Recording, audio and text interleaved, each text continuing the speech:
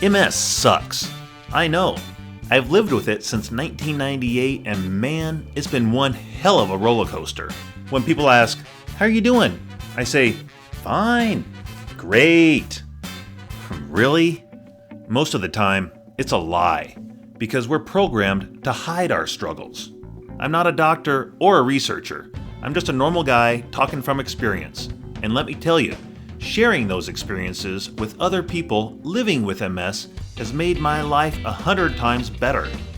So get ready for a belly up to the bar, honest conversation with real people who at first hesitate to tell the truth about life with MS, but eventually let it all hang out.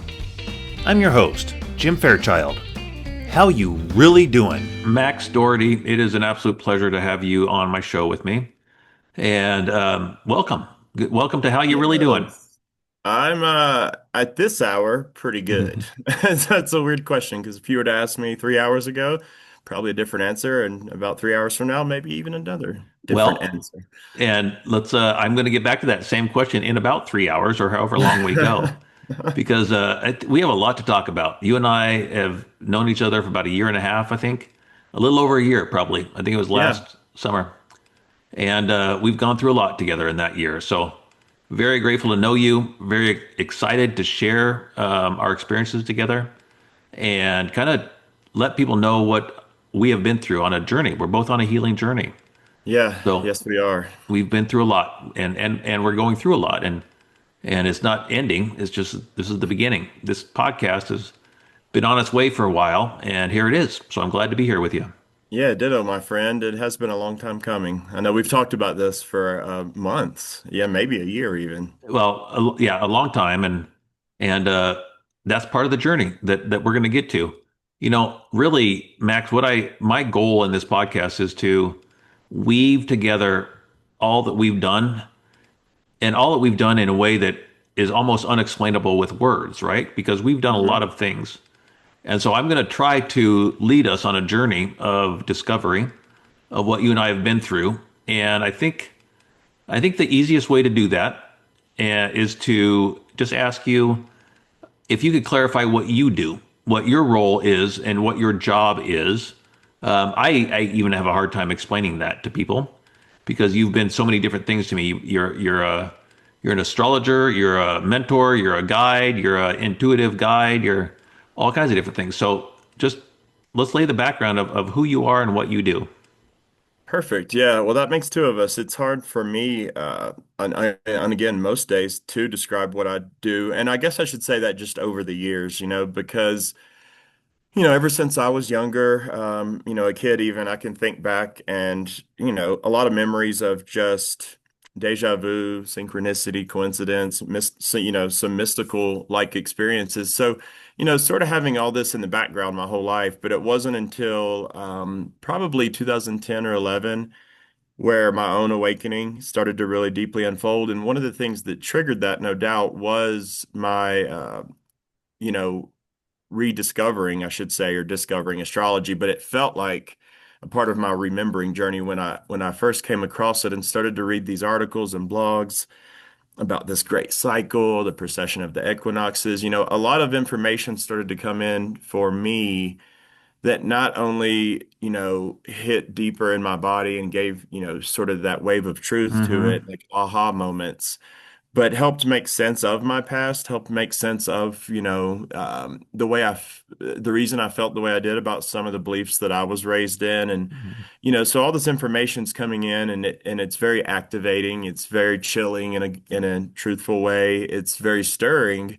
And through those years, I would say through about, it was about 9 or 10 years ago, probably 2016, I would say, when my journey took another sort of shift or a leap. And I was still dabbling in the background with, just going down these rabbit holes, these wormholes, if you will. I think I had discovered Sorry to human. interrupt. What was your actual job at that time? So during those years, I was Mm-hmm. in sales. I started, high school, college years. I bartended, served through getting my degree. My degree's in marketing. I guess you could say I used it because I did go into sales, and for about 12 years, I guess I'd ended up in wine and spirit sales, like distribution. So I was working for Spirit sales. Now you're also doing spirit sales in a sure, different yeah, way. I'm still serving spirits. Yeah. Um, so yeah, again, my whole life has felt very mythic, very poetic, and I've always been in tune with that, but didn't always have the language for it. So astrology was a rekindling of this language that made sense to me at all these different layers and levels. And through those years, yeah, I'm like anyone. I'm grinding my day job. I would come home at night. I should also say I was deep into being a functional addict at that time, and Hmm. sort of in an inactive addiction. So I'm facing my own dark nights of the soul in the background. I'm going down these rabbit holes at night, taking in all this really heartfelt information, and this Christ consciousness was re defining itself as far as how I'd always known it. Mhm. And then it was through those years too that I discovered, a lot of other great way showers and teachers, whether it was Barbara Hanclough, Regina Meredith, Graham Hancock, Bruce Lipton, Greg Braden, Mhm. our good friend Yeah. Dispenza. All these figures started appearing before me, and I found Gaia TV, and I'm taking in a ton of info on Gaia around that time. And it was about that year, it was the fall of that year where I had some really opening, some soul altering experiences, or within my body, and that sort of started to pivot my path in a way that the day job just started to lose its steam. I was having trouble playing the old 3D game even at that Sure. time. Yep. Came into some very important relationships, as we all do. Some big soulmates have found me throughout my journey, and during those years, I had met a series of really, really important people in my life. And astrology, I eventually found human design, discovered it. I discovered the Hmm. Gene Keys by Richard Rudd, which I absolutely love. And I guess it was about during late 2019, it was COVID, 2020, when the world's getting altered and reality's changing as we know it. And Right. at that time, the day job I'd held in wine and spirits, I had sort of ended my time the year before in as far as being a sales rep in distribution, and I took a job at a retailer. Like it was like a sales contract job. I was building their outside sales team to sell delivery services and all this. So I'm kind of it was my freelancing era had sort of begun, and I'd sort of started to get used to the notion of working for myself. But then COVID hits, everything gets shifted around again, and it was probably late 2020. It was when we were all getting called back to work, and at this time I was working juggling freelance gigs, but I was working part-time at the airport, the Nashville airport as a bartender. So, the airport gets closed down in March 2020. By the fall, they call us back. My girlfriend at the time, we had been working together there, and she's Hmm. like, "I'm not going back." And I'm like, "Well, I think I am going to go back." And even that day alone was one of those that like shifted my story forever, because it was the first day back at the airport, Nashville airport. It had been closed. All these restaurants in the airport had been closed for months. And our Right. job that day was to like clean the kitchen, clean up the rat turds, and everything had been just stagnant. And it Hmm. was on my way in that day that for whatever reason, TSA flagged me. And the reason they flagged me is my girlfriend and I would shop at this metaphysical shop. And I had bought some kind of frankincense roll-on, like some kind of like mystical, it was the magician or something like that, some kind of Yeah. like perfume. And I'd put some on my wrist before the shift. So when TSA scanned me, they picked up on some substance that was like a flagged out of like 10 or 12 Interesting. bomb making substance, like glycerin or something was in there. And Interesting. so they pulled me into the room and they interrogate me for like an hour and a half, 2 hours. And by the time I finally made it over to our retail location, like that visceral feeling like this is not in alignment. What am I doing here? So long Hmm. story short, I remember telling our GM, because only like four of us out of a team of 20 even returned. I was like, yeah, I don't think I'm going to stay. I don't know about this. So I ended up leaving that shift that day, and I was like, okay, I'm going to pivot. And on the way home, the same store that I bought that frankincense at, and that we would shop at for little magical supplies and stuff. I Hmm. just stopped in there on a whim, and I had happened to talk to one of the owners outside, and we struck up a conversation. And I was just kind of in this place of like, what is next? What am I supposed to be doing? And Spirit guided me, no doubt. The Hmm. divine told me just to turn it in at that time. And through that conversation, he was like, I'll get back to you in a few weeks. Things are a little weird, but I think we need someone down in the studio where we make all these supplies, et Hmm. cetera, et cetera. So that started, I did get a call back like 2 weeks later. They called me in and I started working part-time through the end of 2020 into 2021. COVID had still kept, they had a reading room there. Like they would take walk-in readings. They would have a different reader Hmm. there every day. And the astrologer, unfortunately, and she was like a Nashville legend, she had passed away during COVID. Oh, And she wow. was kind of their in-house astrologer. And just getting to know my coworkers in there over those 8 or 9 months, they knew I Hmm. dabbled in astrology. They knew that I'd played around with it, and I had been a part of some developing intuition groups and stuff in Nashville. But up until that point, I'd never done a professional session or reading for anyone. Right. Uh-huh. And it was during that time when my coworkers were kind of egging me on and like, Max, what do you have to lose? We need an astrologer. They're opening the reading room in June. Hmm. And so June of 21, dude, I had to face so much just fear and it took so much courage because I'd again never read for anyone. And then Right. when I found out to boot that a lot of astrologers will get your birth time and all that, and they will take time to research the chart and formulate their thoughts about the different houses and aspects and all this.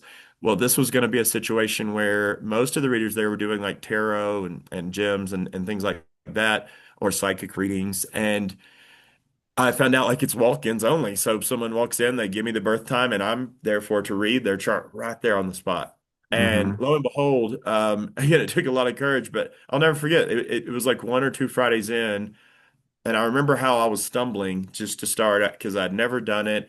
But ever since I discovered astrology, it felt like a second language. Again, like it was just in me and my DNA and from a past lifetime, likely. But it was during that phase that I figured out, hey, this is really the only way I'm meant to read is just Right. that moment where it's like I always use this quote from Carl Jung, where with his dream interpretation students, he would coach them and give them all this material, and then he would tell them when you're about to interpret someone's dreams, though, forget everything you know, forget everything Mm. you learned, just let go of it all and connect with them deeply one on one and let the information flow. And that quote came to me right there with one of those first few Fridays, and I did that. And I put in Mm. the birth time and this person's in front of me, and within a few minutes, I just let go and just kind of let this part of me take over that, again, it is sort of second nature. And dude, it just flowed. And you kind of know Wow. the style now. It does just seem to flow. Right. Even right now, Right. we didn't prepare for this, and I just kind of, I just try to let the information flow. So through those years, I got a lot of practice. I met some incredible people. I was there every Friday for about Hmm. 18 months doing Hmm. walk-ins and building experience and remembering this dear tool we know as astrology that Yeah. was so kindred to me, that offered me a language that I could offer to people to make sense of their life and cycles, gifts, talents, abilities, wounds, traumas, experiences. And I started to that. Then a few years later, we've human design in, and then about a year and a half ago, I figured, hey, I'm going to bring the gene keys in. I know a little bit more about that now. Hmm. And so now my style is to use all three of those tools and sometimes some Mayan calendar stuff, Mayan charts, Yeah. and I just weave them kind of poetically in my own way. And so I guess I don't know what you would call me at this point because I started out very much as an astrologer and just doing personal readings. Yeah. But Yeah. the more I brought in these other tools and started doing more like personal transformational coaching and all of it, man, like as you know, bringing forth or attempting to my own gained wisdom from my own Yeah. vulnerable stories and Yeah. experiences, and my goal is just always to share in that in a very personal, heartfelt way with others to aid their own journey. I think I've learned more than I thought. It's a feeling that every session I've ever had, every connection, I learn or gain as much as I think the person in front of me. So Hmm. that's a long answer to your question, but I don't know what to label me exactly as. Yeah, I'm a guide, I'm a mystic, I'm a spiritual sort of coach in my own right, a transformational agent. I think a Yeah. lot of times people call me more than anything an activator or activating force for them or a catalyst, and it seems to trigger things or in people and activate things in others. And Hmm. I don't know what you call that actually. So Well, I, yeah. I I would call you a godsend. Is that, can we call you that? Um, If you wish. yeah, no, but I mean that in the most endearing way. Like you said, it's hard to put a label on what you do, but I really love what you just said and trying to explain all that where you kind of came from.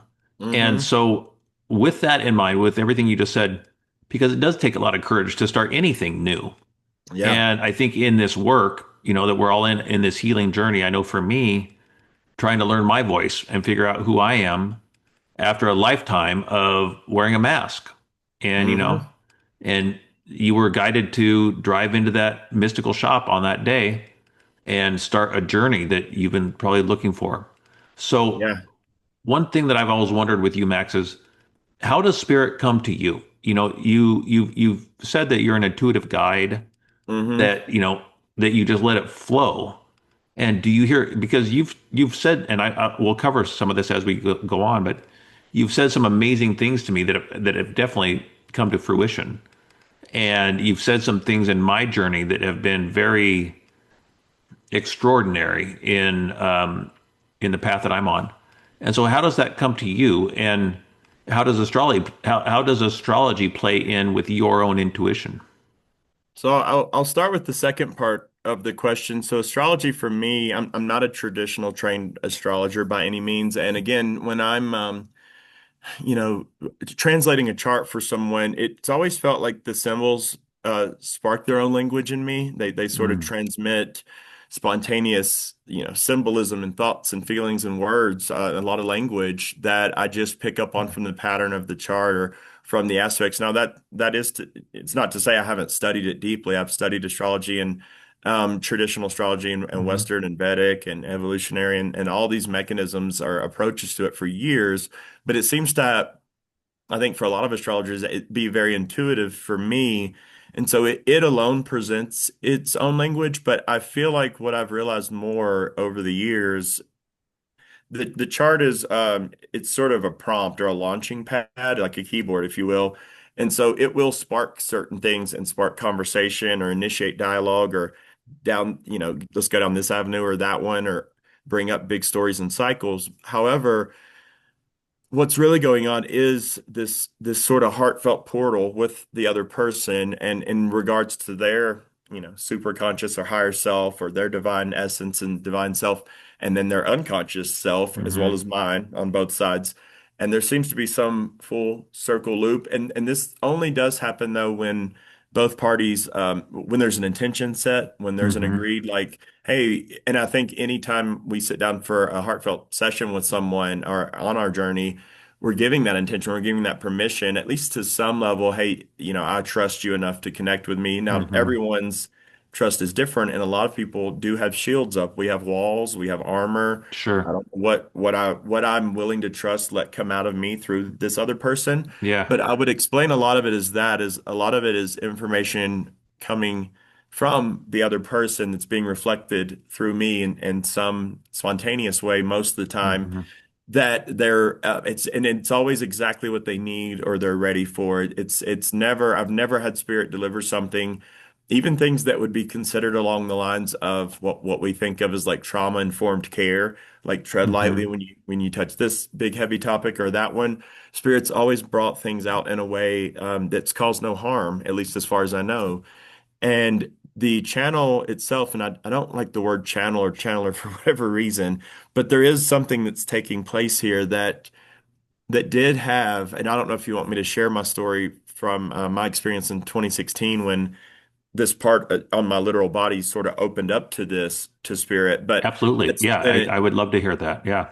so and you've probably heard parts of it before just in our conversations, obviously. But for Yeah. everyone watching, I was again watching a lot of Gaia. I'm doing my day job. I'm just living life. And it's September of 2016. I had, ironically or poetically enough, just joined a local group called like 1111 Awakening because, Mm. as with most journeys, like it was those numbers appearing incessantly at some point through 2010, Yeah. 2011, 11s 2012. are 11s always show up for me too. I love 11s. Yeah, that and many other numbers are what led me to even first, like most people, probably Google, what does this number mean? Angel Yeah. number, this and Yeah. that. So anyway, I joined this group. We're meeting up weekly. The lady that we're meeting at, she owns a shop in near my house at the time. And she's like a full-on medium and all this. And I remember even at the time, I didn't even trust her to read me or others to read me. So I hadn't really opened to a lot of this even. I was Hmm. still myself wearing some masks, very closed off, but inching toward this readiness. And she had approached me and said, some of the information you're bringing up in Circle, it's really sort of, it's hitting a lot of people, and it's something I haven't heard it this way or that way. And so she offered and asked if, and invited me to teach a course with her. And again, I didn't even feel ready at the time. And I'm like, Okay, but I need some time." And she's like, "Well, how much time do you need?" And I'm like, "A few months." And she's like, "Well, I was thinking of starting next week." And I'm like, Yeah. Okay. Okay. Yeah, I'm like, okay. So I had set the Jumping in the deep intention. end. Yeah, I jumped right in, man. I set the intention. I just said yeah. I said yes. I just kind of answered the call, I guess, as you will. And up to that point, it's important to make clear I had ignored the call for as long as possible. I had used Yeah. substances. I had used Hmm. every mechanism of escape. I'm still in tune with this mystical side of myself, but I'm avoiding it at every turn. I don't want to know what's there at some level. I'm afraid. I don't know how this is going to change my life if I really open this up. So. I come home from work one day. It's your average like weeknight, and I remember having, on my way home, maybe it was right when I got home. I started having all this pressure, and I don't get headaches, and Hmm. I'll probably say that, but also knowing how grateful I am, I just don't get headaches. I've never gotten headaches, never don't get head pressure, none of this. So for me, feeling all this pressure, and it wasn't like acutely painful, but it was right at like the occipital lobe, like right at the back base of the skull, right at the back of the head, and it's just building and it just won't go away. And I take some like Tylenol, I think, wait a few hours, I lay on the couch, won't go away. So I wait some hours longer and I think I take some ibuprofen and it's like, oh, this is nothing's, what is this? I don't get headaches. Like, what is going on? And it's important to remember again, I just done this group stuff and I'm like, kind of doing some new things for myself, but also watching a lot of Gaia. I remember distinctly it was maybe the week before, I had seen a interview with Lee Harris, who is a channeler, and Yep. Regina Meredith on Gaia. And I remember Lee talking about, she had asked him some question about how his guides come to him. And I just remembered him saying something about his head. And I didn't remember much at the time, but it was enough to like subconsciously drop a little seed. So I'm in that moment, and I even went and took a shower, let like hot water beat there for, I mean, hours had went by at this point. Nothing's phasing it. And I went to lay back on the couch, and I still remember this day. I was watching a TV show, I think on Amazon Prime, called Extant. Extant. It's Extant with Holly Berry, and it's Okay. like this 2 season thing. And I won't like spoil the plot, but she goes to like space for like 9 months and comes back with this, other part of herself or entity. Uh-huh. It's a very mysterious kind of thriller. And anyway, you could just looking back, my divine self chose every symbol, everything there was in this, and there were so many Mm. scenes. A big part of the show is she would go to the mirror when she gets back from space and notice like she's pregnant, and she's going and having all these moments in the mirror. And I'm laying on the couch and I'm miserable at Mm. this point, and this Mm. pressure is just incessant. And I'll never forget because it's like carved in my throughout space and time. There was just this distinct moment where a scene appears and she's going back to the mirror, and for whatever reason in the scene they go to the mirror and then they go back to her and they go back to the mirror, and she looks different, like her face is shifting, it's morphing, masks are falling off. It was this really incredible scene, and people can YouTube it or Google it, but it was right in that moment that I'm just chilling, I'm laying there, and I'm sober as can be on this night. Like I had just Hmm. started getting sober early 2016, filed bankruptcy, like cleaning my life up, right? For the first time of many, or for many time. It was one of many times. And I'm miserable. And then this flash of light appears in the right side of my periphery, and I'm in my duplex and I'm on Mm. my couch. And when I look to the right, there's this like light being, this tall pillar of light in my Mm. kitchen. And it was in that moment my reality shifted in that moment, but also it shifted forever Mm. because this being, which I now realize may have been my higher self or divine self, my light Hmm. body. It Hmm. could have been an angelic, it could have been an interdimensional, an ET, a Syrian being, Arcturian, Lyrian. I don't know. But what I do know is they didn't feel negative, it didn't feel scary. I was Hmm. scared because it was jarring. But there's this 12-foot all the way to the ceiling light being, and time stops. But when I look back over here and I'm like rubbing my eyes, my walls, TV, even my hands to some extent. Mm. I'll never, it's so hard to put this into words, but it's like they were Yeah. breathing. They were pulsing, like in a perfect 1 or 1.5 second interval, maybe. And every Yeah. time they would pulse, it was a little shaky enough to where I could see through the matter almost. I could see Wow. it with this Wow. being stepping in, they were of such a density or frequency stepping into our reality that it shifted the frequency of the reality I was in. So for the first Right. time ever in my Right. waking life, I'm seeing through, the illusion, if you will. But also with Mm. this being stepping into and stair stepping down like this, and anchors itself there, it's talking to me. And it feels clearly that I can't tell male, female. It feels very like androgynous, maybe both, as we all are, I feel at this point. Yeah. But Yeah. it it therefore then brings to mind immediately, puts an image or a memory in my head of Lee Harris and the head thing, and then coaches me very gently. And it's trying to calm me down and say, just listen, listen, I have something to tell. I'm helping you right now. And in a very gentle but very direct way, sort of counsels and coaches me to sort of just like relax my whole body and then tilt my head forward gently, but then kind of let go and let it dangle and just let go as much as I can. And then it's telling me it's giving me an image of like a doorway back here at the back of the head or something like this. And Yeah. Yeah. it's saying you just need to let it in. Just open up. Think of Lee Harris. Think of how he said his guides come to Mm. him, and just let it in. Is all it would say. And this is what the pressure is. And I'm like, okay. So it took me a few moments, honestly, and I'm coming to terms with what all this is, and the light being still there, and it felt like an eternity, but probably 3 or 4 minutes had maybe gone by at this point. Hmm. So I did. I dangled. I let go, and it only took probably maybe 9 or 10 seconds of just letting go and just blanking out. And then Mm. you could feel the moment, and I remember this distinctly too. There was a moment I could feel the pressure like work its way again, Mm. and almost like a cork, like is you're being uncorked, and it's like sort of just Yeah. drilling itself in, or I am Yeah. to myself. And then there's this moment where you hit this threshold, and I call it the moment of surrender or trust, where you Sure. really Yeah. just you have to cross this boundary in your mind to say, I trust this enough to let go and let it into my body, whatever this is. Yeah. And it took me a few more moments, but I did it. And then this like vortex of toroidal energy just all Mm. the way down my spine. It went down and like ricocheted back up. It lights my whole body up. Wow. My body goes from being regular temperature, 98.6 or whatever, to like at least 102, 103 degrees. I mean, I'm nearly sweating. It's Yeah. like Yeah.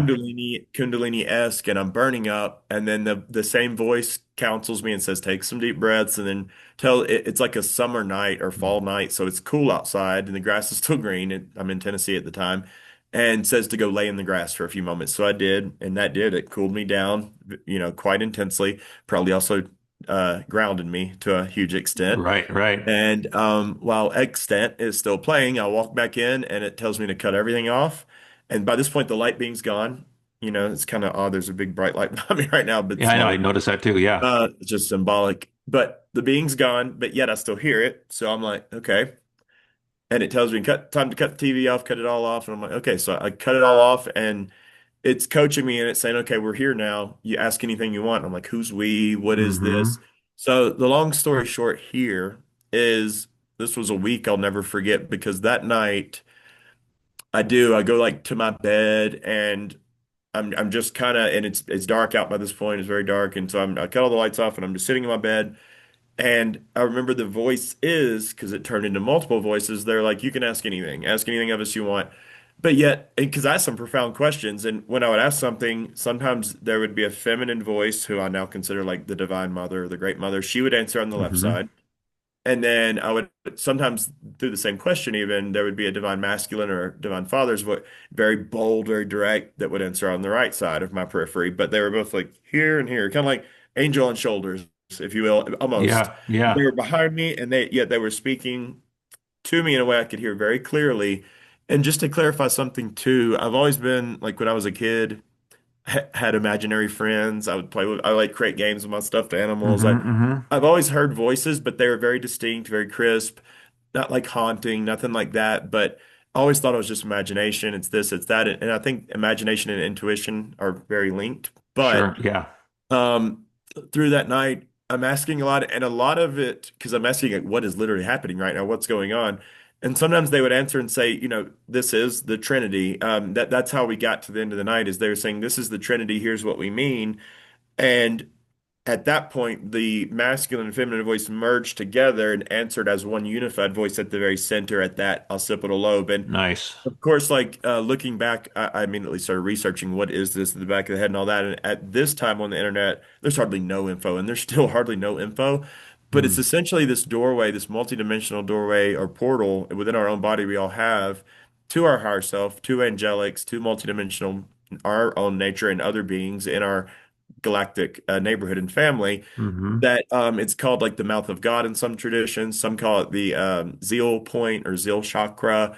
The well of dreams is another name for it, but it obviously fully opened and activated itself that night. So a lot of what I asked that night, I journaled and I have it sort of all documented, but a lot of the answers would come back and say, this is not going to make sense to you yet. You need to let time go by. This is the start. It'll make sense down Hmm. the road. And I can even tell you now, 8 or 9 years later, it makes more sense every day, even it's still unfolding that journey. Sure. Yeah. Yeah. But I will say that it was my realization through that week where a lot of other experiences happened. And one of those, just to clarify a few more things, this whole week was really remarkable. It was a huge initiation into myself in a way that it's hard to find words. But when I would close my eyes that night, I did notice like a firefly or a spark that would like, it was floating around. It was Hmm. the size of about a marble. It would blink in and out. And I don't even see auras. I don't see lights. I've never seen anything like that. So it's like with me. And then at the very end of that night, too, it plucked itself back into my chest. Like it Wow. was me coming Hmm. outside of myself saying, here's your flame, here's your spark. This is what it looks like. This is what I am. Mm. It's the I am presence.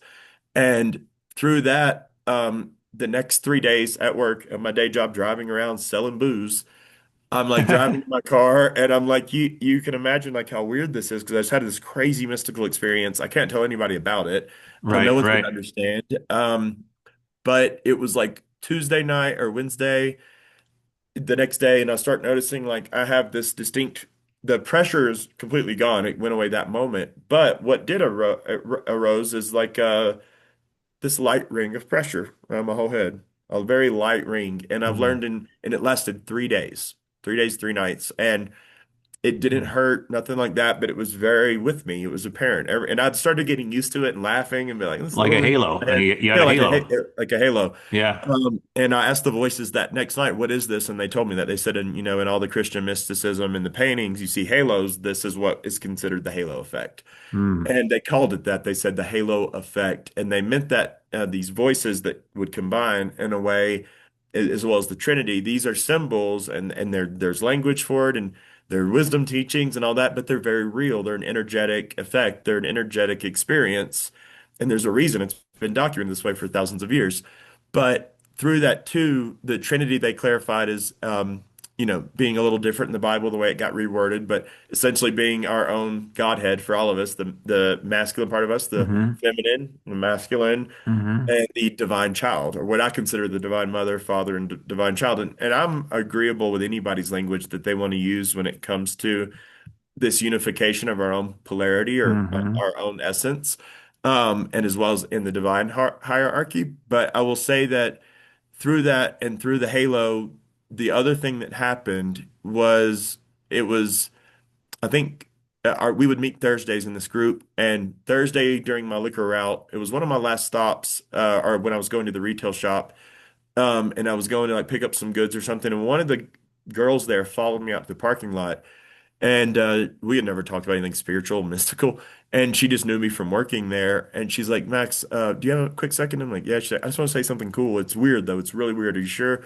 I'm like, yeah. She's like, so I don't know if you know what this means, but like I see energy and I see auras. And I'm like kind of smiling. And I'm like, Yeah. well, Yeah. I'm learning about that now. Yeah. Hmm. And she's like, and I see a lot of people's, and most of them are kind of brown or they're just this or that. She's like, I've never seen anything like yours today. What did you do? What's going on with you? And I'm like, well, what do you mean? And she's like, there's like gold flakes, there's like fireflies all around you. And she was describing Wow. like this gold sparkle everywhere. Hmm. And it was Thursday night when I went to my group the next day, or that later that night, two of the girls in that group both pulled me aside. One just spoke outwardly in the group and said, do y'all see this with Max right now? Like, what is this? And they noticed it. And it was like gold. just bling bling Mm-hmm. all in my auric field. And it also went away after about 3 days. So both of those were like temporary energetic experiences, or what I consider now to be like glimpses of our higher nature. Mm-hmm. And Mm-hmm. they did fade, and it was back to integration. It was back to 3D. It was back to how do I integrate everything that's happened. And I'm still working on that to this day. But what I will say is that which opened in me has now in my sessions. And when I started doing professional readings a few years after this experience, about 4 years after, it's very clearly a part of what I do. So a Mm-hmm. lot of the Mm-hmm. times, like just again, a long answer to your question, when spirit's speaking to me or through me, it happens through these like streams or packets of data that come in real time, and I'm just translating it in real time. But I can only do it if I completely let go. Mm-hmm. Mm-hmm. Otherwise, it doesn't, my mind can't do it. And that's how spirit streams through me, it feels like, through I that door. love that story. And of all that we have shared together over the years, over the year, I've never heard that entire story. So that is really cool. That is very Better cool. time than your podcast, I guess, to find Well, out. exactly. And I asked the question, so I got a really good answer.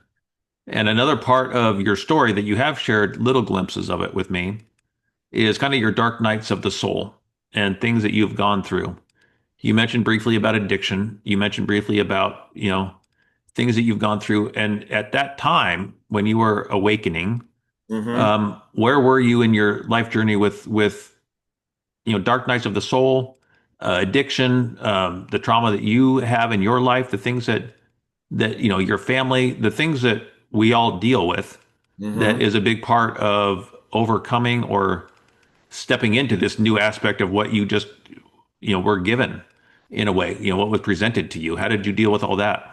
It was very challenging because I was still actively in and out of making sense of all these stories and traumatic events, and deep into addiction cycles and phases. At that point, I was finally coming out after about since 2004 or five, like daily, mostly opiate use, like painkillers. And those were the substance I found because I grew up like a very shy kid. It was really hard to open me up at any family gathering. I'd be sitting there just taking everyone in constantly. I wouldn't say a word. I mean, I was very shy. I was very Uh-huh. much not confident and charismatic, and being my charismatic self, was very much reserved and a recluse. And I would game and escape and all that through junior high and all this. But so I had different versions of masks then. But when I got my first job, like serving, hosting, serving tables, and bartending through high school and Mm-hmm. college, I'll never forget this, but it was my mom actually that was dealing with a lot of pill abuse and manic depression. She was on all kind of pills. And it was through that job at Famous Dave's Barbecue, you get into serving and all of a sudden drugs are all around you, Right. drinking and all this. And yeah, I had smoked some weed and drank at that point, but I had a code and I was very clearly sticking to this code because of what I was watching my mom go through with pill use. Yeah, right. At work, a lot of people would be like, "Are you sure you don't want this Xanax? You sure don't want this lower tab, man? It'll make you feel like Superman. It'll make the ships fly by, blah, blah, blah." And Thor, I probably rejected that for a solid 6 months, like actively, Mm-hmm. turned it down over and over. But for one reason or another, it was like the very end of junior year and, or maybe fall of senior year. And it was just a bored day. Boredom is been most of my triggers. Mm-hmm. My high school friend Melissa and I were on the front porch. We're bored out of our mind. I think we had smoked some weed or something.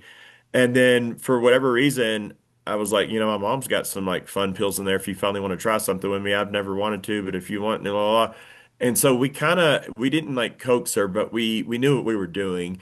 And she's buzzing. She's drinking. My Mm-hmm. mom's a Mm-hmm. recovering alcoholic too, but at that time she's buzzing. She's on some somas. The lower tab's drinking her beer. And so she walked back on the porch and she's like messing with us. And I think I made some comment like, "What are you on? We want some of that." And she's like, and giggling about it. And then she's like, "Well, what do you want?" And then that started it, man. That opened a whole can of Now, worms who because who was saying that to you? my mother, Your my mom. mom. Okay. Yeah. So my mom hands us at that time, both of us, our first painkiller, and the rest was history for a long time after that because that set forth Mm-hmm. this euphoric feeling. It was like, oh my God, this is better. Wow, what is going on here? And I started at that point programming or, creating a new reality where I would combine this Mm-hmm. little new painkiller habit at Mm-hmm. first through my mom and then through the street, friends, whatever. Because I grew up in the 90s and early 2000s. It was the pill era very much for Right. everybody. Sure. Yeah. but I started merging it with my work. Like I'm a better server, I'm more funny, I'm more confident, and just like letting go and being myself when I'm all buzzed up. Yeah, yeah. And that set forth a daily addiction, which did bankrupt me eventually. I mean, I spent I don't know how many hundreds of thousands of dollars. The ironic part is I never was a drinker. Alcoholism ran in my family, but I didn't really Hmm. like alcohol. I sold it, but I didn't like it. Right, And right. pills were my, go-to with weed usually. And so I was actively, I think 2015, the year before these experiences, was the darkest year of my life. Even my dad, I still have this letter. I think after my birthday, it was late 2015, him and my stepmom took me to like a Japanese steakhouse for dinner. And I was probably on morphine. I was on a bunch of shit at this Hmm. time. So Hmm. I'm like, I'm there, but I'm not there. I'm there, but I'm not. There's no light in me. In other words, I'm just damp. I've dampened it all. And another reason I think I went to that habit is it helped me deal with my sensitivities, my empathy, Right, these right. this voice and this connection with spirit. Yeah, yeah. It shut all that off. It numbed it. So he recognizes like, man, Max is really and they knew about my addiction. Like I dealt with this in my family at that point for years, but he wrote me this letter that really broke through. And it was just basically saying like, I don't recognize you anymore, but you're my son. You always will be, blah, blah, blah. It was a really heartfelt letter. And I remember rereading it and rereading it through that Christmas season and into January. So something started to finally click in the early part of 2016. And I was actively trying to, again, to recover and get to a point of sobriety. But Thor, even through these big moments and these big waves and all this, I would still go back to these substances. And it wasn't just that. It was, I mean, I don't know if people watching this, but we've all maybe had our crutches, but also our those things that aided us into just navigating reality day to day, like caffeine Coping. or Yep. yeah, coping Absolute. Yep. mechanisms, Absolute like coping mechanism. Yep. survival mechanisms. And I had a stack of I them. have had a ton of them. I still do. It's still it's something that I'm overcoming on a regular basis because it's once you notice it, you're like, I didn't realize that was a crutch as much as it is. Yeah, and I had many crutches, and a lot of it was just being a supplement junkie, being like a biohacker, and always taking stacks of nootropics and all that. I'm always trying to enhance myself from the outside using Yeah. external power sources Uh-huh. to find power or motivation or inspiration on this day to get the day done or to like inspire others and be good at what I do. And it touches a core wound of mine, as far as like feeling inadequate, not feeling worthy, Right. not feeling like I'm being really understood for who I truly am. And so those years were really, really tough. I did have a really sobering stretch from late 2016. I meet who is now my ex-girlfriend. We move in together early 2017. And the funny thing about this, I didn't realize of it, she was helping me get sober by being an addict with me. Now, I will say this, Wow. there's nothing worse. The only thing worse than one addict in the house is two. But You bet. Yeah. the way we met was me like sharing my Adderall with her and my Lortab. So I would get something, and that part of me who wanted to share, because up to that point I'd never, well, like as kids you get drunk with your buddies and stuff, or like take pills with friends. But as a romantic partnership goes, this is the first time I could really like let out my shadow, my intimate, the part of me I don't Mm-hmm. like, I'm ashamed of. I don't show to Mm-hmm. anyone behind closed doors. And so my ex and I, I would get anything and score a few things of whatever, but I would split them with her directly in half. So it automatically cut my substance use in half, like right away. Yet I was thrilled at an egoic level with sharing this part of myself. But I also have to say, like, speaking of ego, Thor, like, my ego at this point was, and just to paint some context for those watching, I had no context for the experience that happened to me in 2016. So I Mm-hmm. Mm-hmm. literally came out of that in a very diluted state to some degree, thinking, I think Trinity, halos, cry, I'm Jesus. I must have been Yeah. Jesus. Like, Yeah. Right. I'm going down a What the delulu heck rabbit happened to hole. me? Yeah. And Yeah, to be an addict and to have the 3D mentality and not have anybody to share that with other than, you do have a group that you're talking to, but you don't know why you're blinking and why you have all these gold lights around you. And I can exactly. see that being just a tad bit confusing. It was. It shattered my reality slowly. Yeah, yeah. It forced me to refine my ego slowly. I remember even my ex hated this about me. She didn't even like me when we first met, but she was definitely a Mm, soulmate. But mm. I had this sales contract. I had coaxed them out of a company car at this job. Like a lot of the people there saw the privileges I was getting and the perks I would like sell myself into or like Uh-huh. persuade them in Uh-huh. the guys who owned it was like 17 high-powered Nashville attorneys. So I knew they had money and I utilized it. And the people that worked there, the cashiers and stuff, they began to resent me for that and be like, God, why does Max get such special treatment? He gets to take the company van home. Hmm. What does he even do anyway? And I remember, just to show where my ego was when I met Max, is that she was frustrated because she had just got hired there, and that's how we met originally. And she's Hmm. hearing all this, and she doesn't want to date me partly because like of what other people are saying about me. And up to that Sure. point, Right. I'd always been a really likable guy, but at this point, I'm in the crucible of my ego. It's like full Mm. force. And I'm thinking like I'm Jesus in the background, in the shadows, in the foreground. I'm thinking I'm the best at what I do. And I remember like making some comment around Christmas of that year of like, it doesn't matter, they could all go to the bosses and say this, that, and the other, but all 17 of them couldn't get me fired because I know how to work this guy over, blah, blah, blah. Like Hmm. it was just pure political, like hubris in a way. And so that period through COVID, I would say, or 2021, my ego was being carved down. I mean, I got carjacked in 2018, lost everything, my laptop, my whole Mm. backpack was in there, the new car I just got. Like I went through several moments of losing it all and having my ego just knocked upside the head to Right. finally Right. get me off that horse. But even then, I did not start to finally come to the other side of the addictions and the real dark moments until probably 2022, 2023. And I'm doing readings even, and I'm coming out of this phase still gradually. But like you said, So even were some you of doing were you doing readings when you were, on pain, on pills? no, I drew a line for myself and I was on prescribed Adderall through the start of that, which I'm not anymore. I don't have any substances like that, but I was Uh-huh. on a prescription Adderall and I would still use kratom though. So I used kratom, a natural opiate, to replace the painkillers when I started doing readings, and that led Hmm. me into that phase.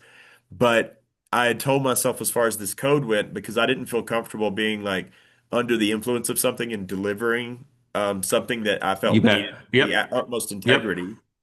But I told myself because kratom's natural, it's okay. Like I can use that, and I use that to sober up from a lot of those things. But I will say that it wasn't even until this year that I finally worked off my kratom teas and stuff. So, dude, Wow. it's been a long journey.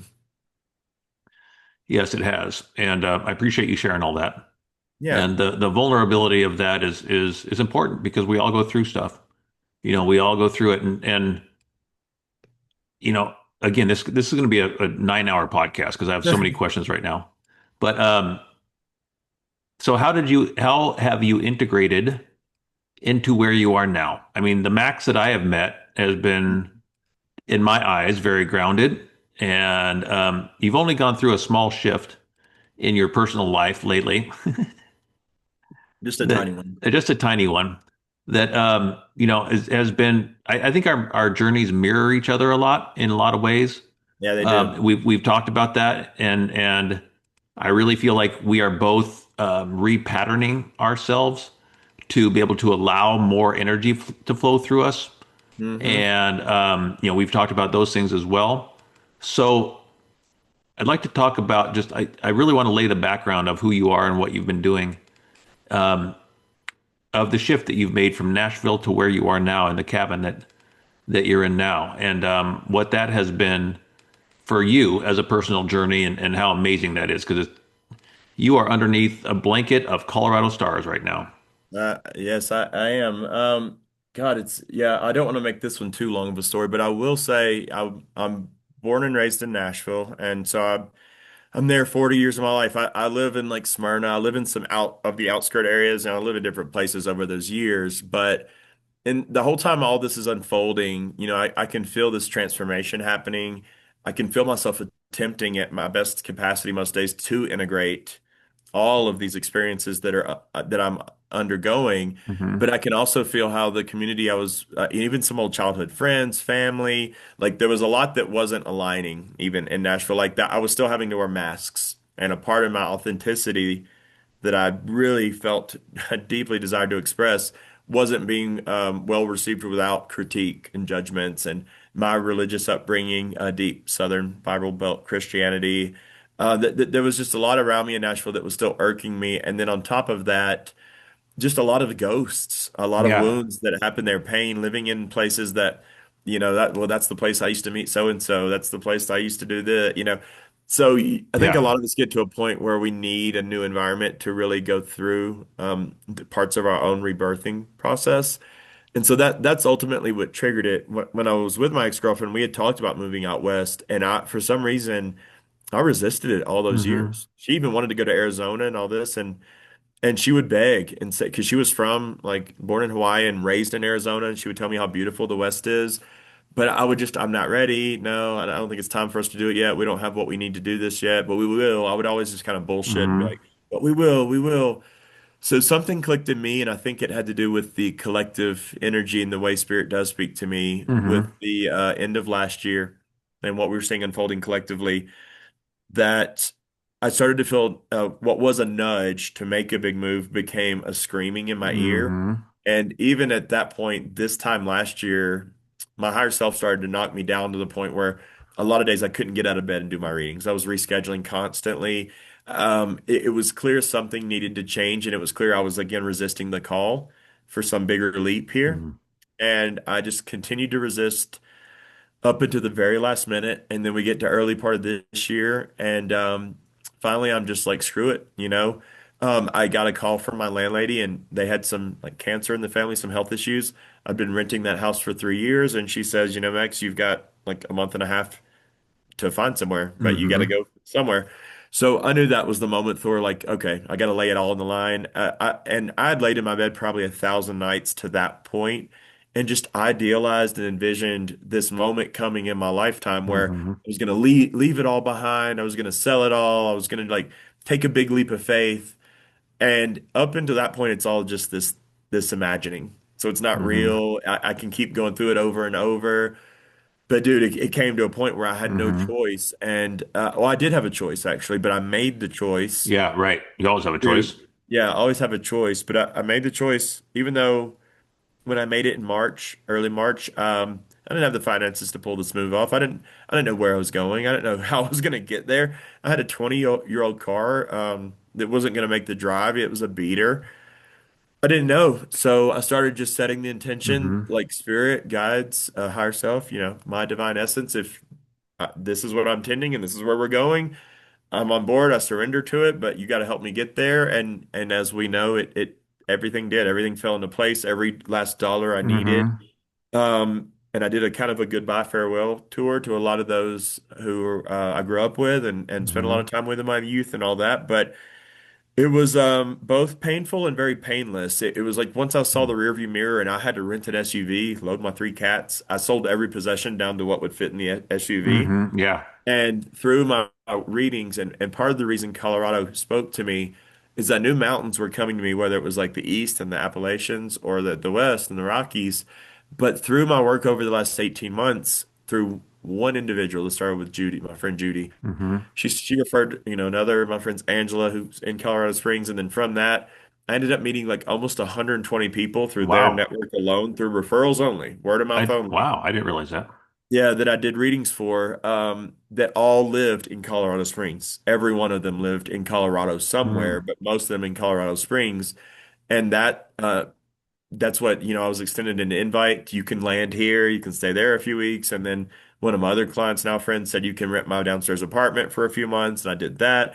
And now where you Mm. see me in this wooden cabin, atop Wild Horse Mesa at 9,000 feet, in the middle of nowhere, Hmm. it's what I've always wanted. Literally Again, the middle of nowhere. Literally the middle of literally. nowhere.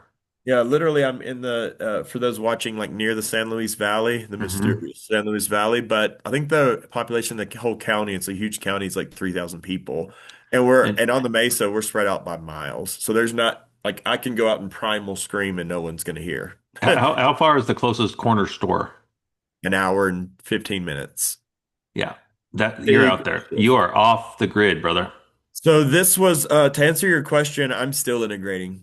I'm still integrating in my best attempt on most days and healing old wounds that I kept cauterizing and reopening over and over and over. And Hmm. I would relapse into those wounds over and over. But I knew, or a part of me knew, and this is kind of a funny inside joke that my guidance uses. But there's a book and a movie called The Outsiders, and there's a character in there, Pony Boy Curtis. Yep. Yep. And there's a saying in Remember. there, stay gold, pony boy, stay gold. And my guides have used that reference with me over and over and over as someone who tried to fit in, wore all these masks, was felt like an Yeah. outsider the whole time, Hmm. as well as the groups of people that were kind of felt like outsiders, whatever, whatever. But through it all, just needed to go through these deep, dark nights. And I went through very, very depressive solitude. Like solitude's not Hmm. new to me. I spent many years deep in addiction where I'd go to work, do my job, come home, game into an oblivion, and go to bed and do it the next day. But I'm not messed up as you might think. Unlike painkillers, I'm functional. I'm like a functional addict, but I'm still Hmm. so numb that I'm going recluse. I'm going into solitude for the wrong reasons. And so part of my higher self knew in order to really do this, and I knew this deep down, I needed to kind of move off grid, also to get away from all the interference and the technology and the signals of Yep. all this busy world we're Yep. in, to see Hmm. what's really what now, to see who I really am What have without you all that. found? And I love what I'll see if you, without prompting you too much, I love what you said about your nervous system when you're up there. What have you found being off grid away from the electronics? So at first it was a shock. At first, I think a lot of us don't realize just humans were masters at acclimating to anything, adapting to Hmm. anything. Hmm. And 3G comes along in the late 2000s and whatever you call it, 2000s, and then 4G I think gets launched in 2012 and it rolls through a few years and or maybe 2016, maybe I got those mixed up. But anyway, 5G hits in 2020 and Wi-Fi is everywhere. And so all of us know at this point, like no matter where you go, basically, there's background noise, there's street noise, there's planes, there's trails in the sky, there's stuff raining down everywhere on us, there's Yeah. Yeah. frequencies and signals everywhere. And I don't think most of us, I didn't realize, A, how adjusted I'd become to it, how my nervous system had adapted to that being Hmm. Hmm. normal. But also, I had forgotten what it's like to not have that.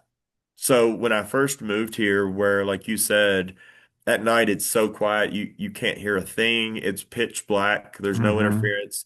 The nearest cell tower is like way on the other side of the mesa. So I haven't even seen the word roaming on my phone in probably 8 or 9 years until I moved here, and it's Hmm. roaming.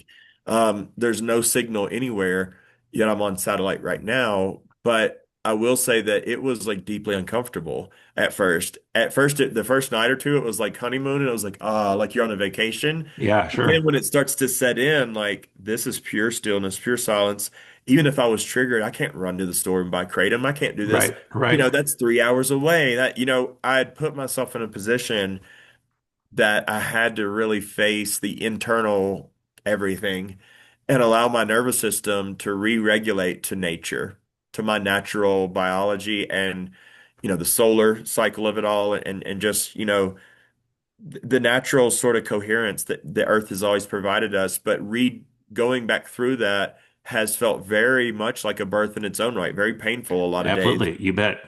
And has there been fear associated with that? Fear within the Lots. silence? And because you've told me that you've gone outside and yelled as loud as you could yell, and you can do that there.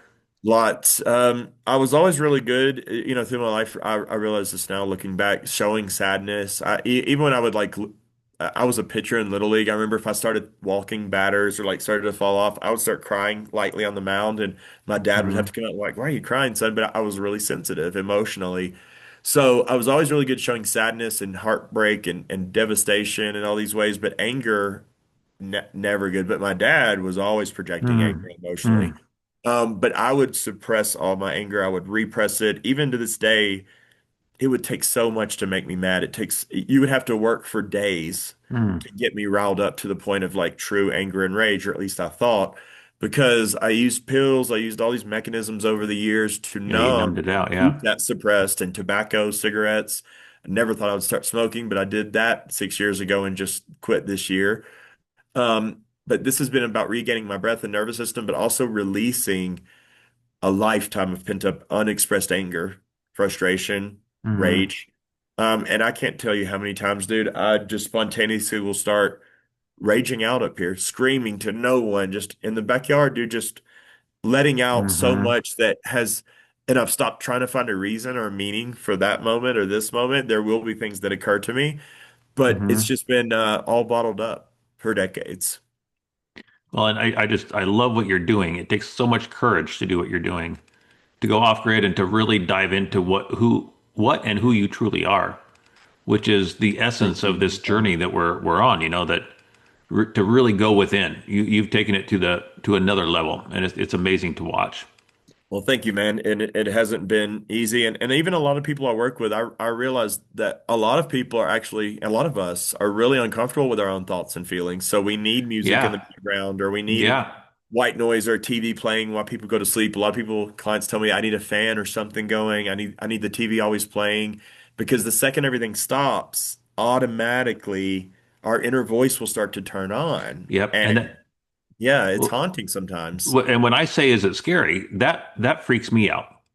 Honestly, when my inner voice starts coming, then I get work. I have survival patterns that I can feel, and all of a sudden I'm in a survival pattern when this voice is there, and I'm not watching football or I can feel it. I can literally feel it when the football game ends. I can feel Mm, like, oh, what am I going to do now? And yep. and I'll reach for my phone or I'll do something, it's really about breaking addictions. There's a lot of and Yeah. electronics are addictions, and Biggest so one, the yeah, biggest we have. and getting off of electronic. I mean, you go into any lobby you go into, everybody's on their phone. Anywhere you go, everybody's on their phone. Hmm. And so anyway, I'd like to pivot right now Okay. and pivot a bit in our story and pivot into how our story came together and I'm not going to say trinity, but I'll say a triad of Yeah, people. definitely. Um, and I'd like to introduce my really good friend LaLa Deaton right now into this conversation. And um, she is somebody that I have shared a lot with in this journey, in this healing journey. And I remember that she and I were talking about past lives and wondering how past lives were playing in our journey. Like, what is it? Hmm. We were both feeling stuck. What is it in our lives that we need to address? How can we do that? And one day LaLa was at her house and a friend called her and said, "Hey, you got to come see this guy, Max. He's at the state fair or the county fair or wherever you were." Uh-huh. One of those types of things. Yeah, And Expo. I was thinking it was at the Expo. Yeah. yeah, she dropped everything she was doing and drove 40 miles I or didn't know excuse that me, day. yeah, drove 40 minutes to get to where you were. And then, you gave her a reading that blew her away. And that's how she said, Jim, you got to meet Max. And that's how we've met. And I didn't even so, know that part. I didn't know that. Yeah. yeah, and yeah, that's how, uh, and then she introduced me to you and it's taken off from there. Um, so can you talk about what this triad has meant to you? Like, what it means and I really want to introduce what the work that we've done about past lives Hmm. and the stories that you've shared and how you have found a connection with LaLa, which in turn Hmm. has led to a connection with me. And you've been flying around with your dog and I don't know if you remember that story. I do. Yeah. Yeah, but there's some really good you know really good stories about how it's been so healing for me, and for LaLa, I think, and for this journey. That's a big part of what we've done is adventuring into past lives. So, can you talk about the past lives that we've adventured into, and what we've learned from that together? Yeah. I think for me, it's a little weird too. For one, Lala, love Lala. She's like a soul sister, I think, to both of us. Absolutely, absolutely. Uh, Yep, and I feel like through our, because I started doing work and coaching, just transformational partnership, I like to call it, with Lala. And we knew, she had been trying to uncork this thing with past lives or some aspect for a while. And I mentioned dream interpretation earlier because early in my life, this is how my intuition would come to in big moments where I would have a dream or several or some of them that would come true. And I think a lot of people experience that, whether we have little deja vu moments that we've dreamed of before they happened because time doesn't really exist, but kind of prophetic, kind of like foreboding dreams. But then I also, when I started doing these readings for people, I started to note something different was occurring and it took me a while to dissect it a bit, but through my heart, when I would establish a heartfelt connection, especially with someone in a deep level of trust, and we especially started to engage more personally in the work, I would then have, at both doing the work myself, I started to have dreams in my own right that were revealing parts of my own aspects of my own existence throughout time and space and past lives that I was unaware of. But I say it's weird because even to this date, I've I've explored a lot more prior lifetimes with others than myself. I've touched on three or four of Mm. my own, but you would think with the amount that come up for others, it would be a lot more for me. But I think Yeah, they're being right. revealed in their own time. But anyway, when I started working with others, I noticed a lot of my dreams the night before I would have a session with that person, something very symbolically would unfold and sometimes very specifically. Mm. And then when I would bring it up, it would floor the person. They were in tears, they would lose it, and we started realizing I think I'm tapping into some etheric, some akashic aspect here, Hmm. in a Chiron way. I have Chiron in the 12th house on my own birth chart that's giving me a glimpse into the unconscious field here, the akashic field. That's revealing aspects of this past life and sometimes a future moment. Because if you remember, there was a foreboding aspect to when you ended up, I think, in the hospital, and I had saw you on this bed and all that, and I Yep. shared that with you and LaLa in a group Yep. text, and then found out, what had occurred, what was occurring. But it's meant so much to me because out of the very few lifetimes I've had personally revealed, one of those was we feel pretty deeply because of the pattern and how things happened very concisely up until the point that revealed Lala and I had a very specific lifetime. I think she Hmm. said in Ireland or Scotland it was, but in the ocean where, one of us drowns basically, but we're 5-year-old siblings and like twins, I think. And Hmm. it made sense of a lot of the way I felt about deep water, the ocean. I mean, you name it. Like, so this one hit both of us at the time, and this was just like early this year when this happened and this was revealed. But it's also been revealed through these experiences too. It's clear that you're a part of that triad, that I'm as much with you, you as Hmm. me, Hmm. you, LaLa. We probably three have one, but we also share, I think as we all do, there's sort of a hexagon to all this and it keeps just Right. branching off and it includes other people and other people. Fractal, yeah. A fractal nature to this, but it's been one of the more mysterious and still hard to pattern parts of the journey, and I think it is for most people. I actually think a lot of people, when they have a big prophetic dream or like a big dream or a journey inwardly or something, sometimes it's hard to know, am I gleaming into the possible future that Hmm. hasn't manifest yet? Or the past that's already crystallized that I just need to integrate. I need to go and recover that part of myself. I need to accept it. I need to be shown that so I understand why this is repeating for the 50th time in this lifetime, maybe. Yeah, yeah. Things like that. And it's been hard to know which is which sometimes, but that's again a part of the journey that I think is still unfolding with like me and you. And we've had so much come up that we've shared through voice memos and text where you're piecing together your story and journey throughout time and space and Right, literally right. now over thousands of years. And again, even technology has helped with this. So I don't demonize technology, but I think there's a Hmm. balance to all of this. But dude, we're obviously in an incredible time where it really is an age of remembrance more than anything, I think, right now for a lot of people, especially those of us who have been on or undergoing an awakening for a long time. And now we're realizing this is really just remembrance. I'm remembering And parts of that, my and that's it's kind of trippy, when you're not It used to is. remembering. It's kind of wild, It and you're is. like, wait a second, what is this all about? And then when you have moments like we have had in this triad, the three of us, Hmm. and we've all remembered things together, or we've had instances. And to touch on what you had mentioned, you did tell me, you said, Jim, your healing is going to happen in bed. And I'm like, crap, I don't get in bed very often. I sleep in my wheelchair.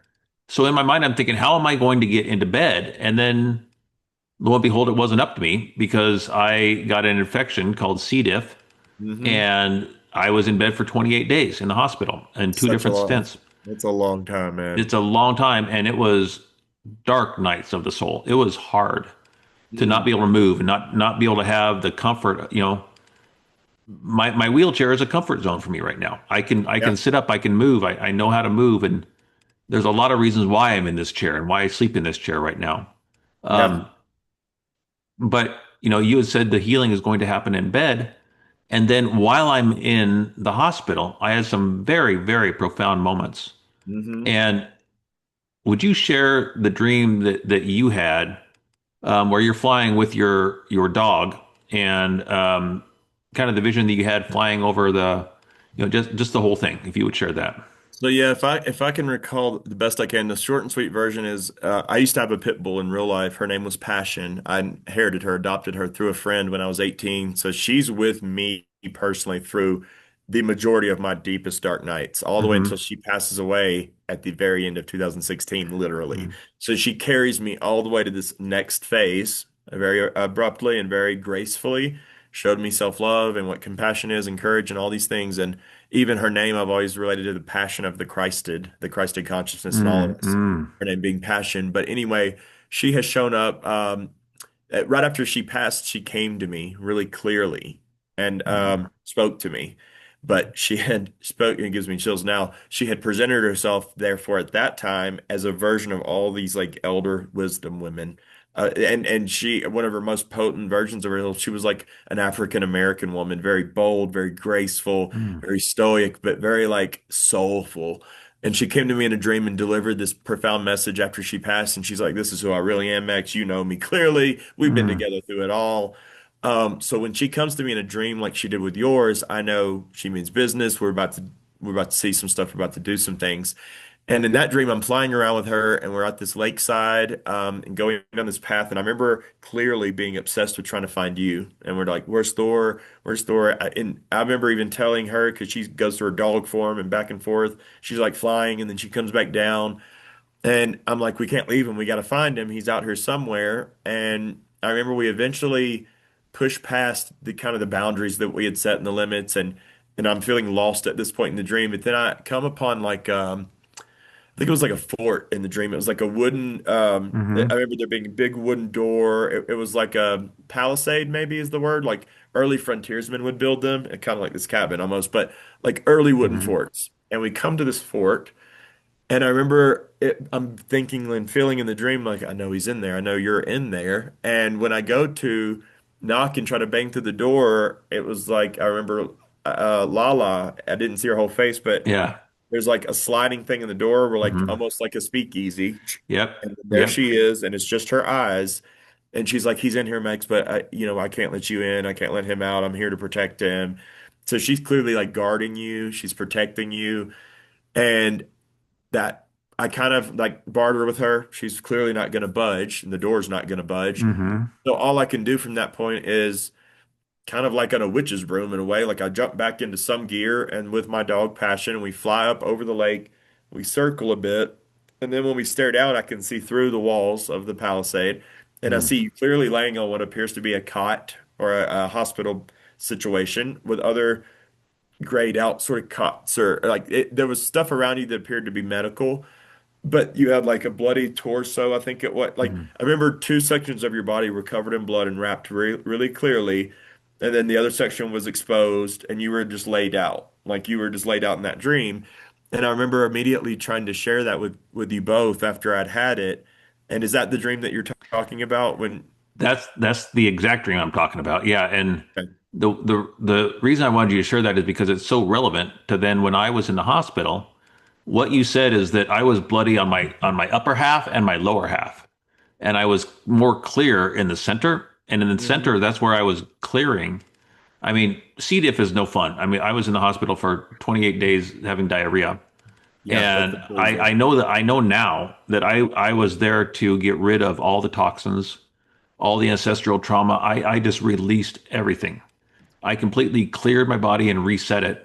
And in that dream, you saw the center of my body where my bowels are Hmm. as being clean. And that was so relevant to me. And you mentioned technology, and you and I have both journeyed on Chat GPT and learned a lot through chat.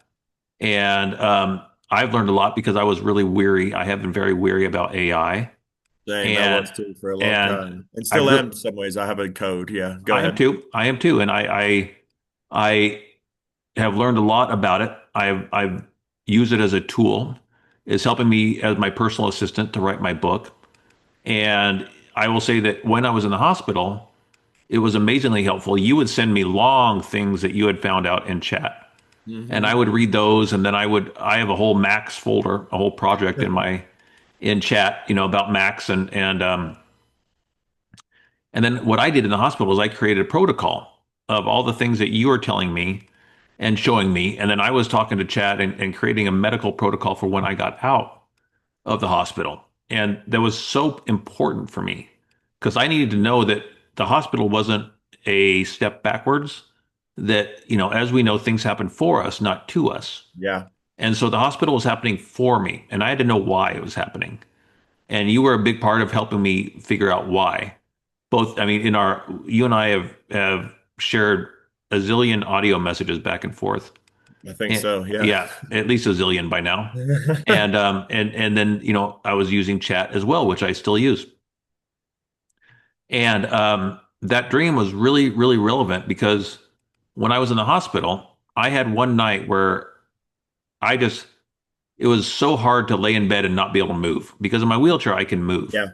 But in bed, I was literally paralyzed. I could not move. I had to, I couldn't call. I couldn't use the call button. They had to put a call button right next to my head so I could bop my head over to the call button in order to Oh get God, help. I didn't know that. And sometimes that call button would slip and I couldn't get help. And it was difficult to say the least. Yeah, I gotta say so, And dude. so I would meditate to make it through those times, and I would meditate to find my peace. And in one night specifically, I had very, very poignant dreams, and they were amazing. And you had seen me like in a hospital bed in a cot, and I what I saw in one dream was LaLa's eyes, just her eyes. But it wasn't like Crazy. looking at this right now. It wasn't like looking at you and I. It was like looking at her eyes made of light. And Wow. and I knew that it was her. I knew it was her eyes. I couldn't see anything else in the scene, but I knew that she was laying next to me, and I was on a cot in a war torn area. Mm. And even before I went to the hospital, one of the first things you said to me in our sessions is, "Jim, I think you have a past life as a medic or in a war torn area, Hmm. and that has caused you to." Um, I'm looking at my notes here because I wrote a lot of things down, but a medical person in a war torn environment, which could have affected my sense of safety and trust in humanity, is Mm. something that I was working through when I met you. And then, in the hospital, I see Lala, and I knew that she was laying next to a cot, and I had died.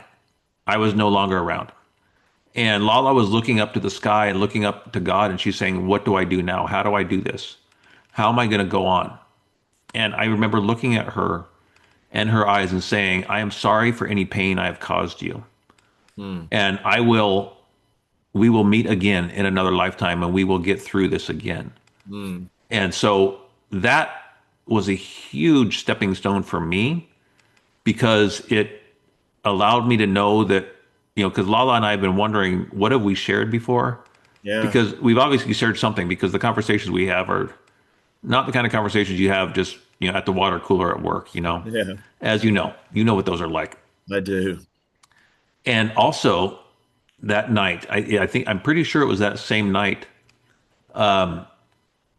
I had a dream about something like it was like an orange, like an orange that was peeled, and as it landed, it was all filled with light, and it split apart, and like all the pieces of the orange opened up, and within the orange was a goddess, and this goddess was walking down a set of stairs made of light, Mm. and as she's walking down, I got kind of closer to her, and she had this amazing gown on, made of all these amazing fabrics, and the gown would change colors and change Wow. textures and change. It was, it would be shoulderless and it just all these things, and her hair would change color. And this goddess walked towards me, and it was a sense of absolute comfort for me that I knew everything was going to be okay. Mm. And when I woke up the next morning, before I had reached out to you, before I reached out to Lala, Lala sent me a picture that she has that she thinks is her. and Oh, she's in an oyster shell. I remember this now. And I Yeah. am not kidding you, Max. It is was the exact picture I had in my dream of LaLa and of the goddess walking down the stairs. It was That the is exact so same person. amazing. It was the same picture. It was the same. She was wearing this amazing gown. She was in an oyster shell. She had hair that was to one side, which is exactly what it was like in my dream. And that's before I even said anything to her. And so that was an opening up for me of Mhm. yes, these past lives are going on and these things are happening. And I what I what I'd like to talk to with you is how healing that is for me, how healing that has been for your clients. Because you're leading a lot of people in healing journeys. And I know, and we don't talk about your clients, but you've said you've shared a couple things with a couple clients that gave you permission to do so. Mhm. And we're all going through these healing journeys. So with the things that we have experienced, you, myself, and LaLa, how does that relate to our healing journey? And with the knowledge that you have, of astrology, how do you discern, when you're talking to me, when you're talking to Thor, when you're talking to Jim, how do you discern if something is astrological? If there is, because we've talked about entities that I have and that different Mhm. things energetically. How do you discern if it's karmic, if it's energetic, if it's astrological, and then how does that? This is a big question, I suppose, but how does that play in all of our healings journeys? It's I have to rely on.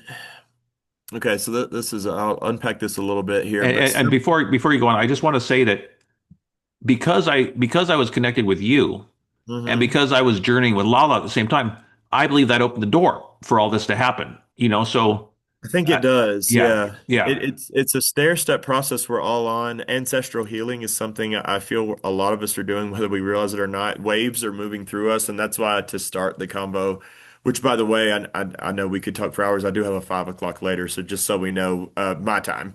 You said it's slated an hour and a half for this, so we may have to do multiple parts to really like keep the yes, because dialogue I've going. only made it through half my notes so far. So Oh my God. So, yeah, I will say this. I've done about 3,000 personal sessions. Now, those aren't all different people. Some of those are repeat and all that, but it's given me a lot of pattern to work with, a lot of recognition that I'm always working through. And I will also say, like, for example, the thing about this Lala thing that's so incredible, just for those who are tuning in with us right now, me and her had just went through this deep symbolic journey of what the pearl meant to her, this ocean, yeah, enic yeah, environment. And so she appears in this clam, this oyster, where a pearl comes from, right? Like even through the triad, the triangle of us three, it syncs up with this dynamic, potent, beautiful symbolism. But to answer your question, it's not always so clear all the time.